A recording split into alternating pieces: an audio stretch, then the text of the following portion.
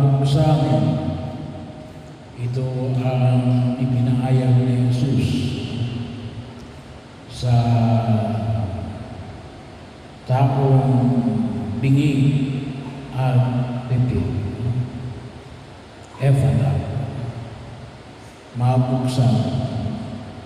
Bahagi o na napakahalaga ng pagkilos sa atin na tayo ay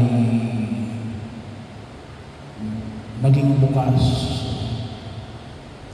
Hindi lamang po yung ating kaisipan, kundi ganun din ang ating puso sa paanyaya na kung minsan ay ginapos ng kasalanan.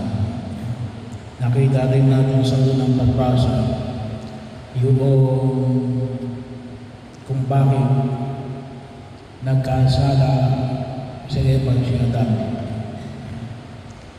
Sila ay bahagi yun. Naniwala sila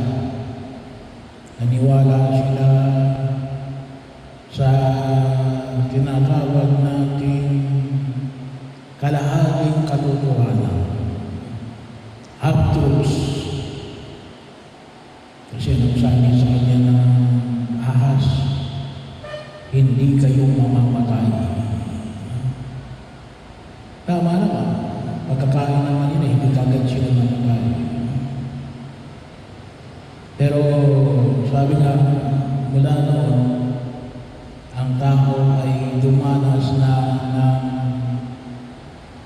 kamatayan. Naputol na ang ugnayan, ang malapit na ugnayan ng Diyos at ng tao. Bakit? Gawa ng kanilang pagsuway sa Diyos. Kaya kaakibat na pagkakasala na yan ay alin? Pumasok na ang lahat ng uri na kapahamakan at ang mga uri ng kamatayan na ipinahayag ng mga sakit na dinaranas ng tao. Kasi yun ay sinira, gawa ng naniwala si Eva at si Adan na hindi daranas ng kamatayan. Kaya bahagi yun, pinakailangan sa maging maliwanag sa atin. Pinakailangan namin maunawaan na lahat ng pagkilos at kasama na rin dyan yung pandiling lang na demonyo. So, bahagi yun. Well, hindi lang sila nalutang, ngunit sinuway nila yung utos ng Diyos. Yang utusin yung pandiling lang ay isang added na pagkilos para tayo ay hindi sumunod sa kalooban ng Diyos. O kung tawagin natin yan, sumuway sa utos ng Diyos. Ang matukso na lumabag sa utos ng Diyos. Kaya nawa, sa pagkataon na ito, sa paanyayan po ni San Cirilo at San Metodio ngayon, bagamat ibinagdiriyo ngayon kinamukilay si San Valentine, kasi may Valentine's Day. Pero ang ipinagdiriwang natin na bilang isang simbahan sa San Cirilo at San Metodio, magkapatid na tumugon sikap na ipahayag ang mabuting balita ng pagliligtas ng Diyos, na patuloy na nagbibigay ng kaliwanagan at gabay upang lalong lumalim yung ating pananalig sa Diyos. Kinakailangan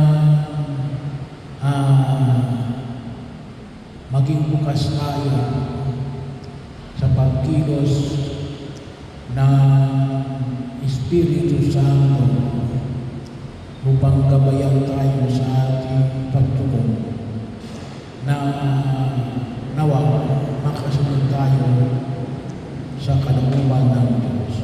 Hindi para magkasala.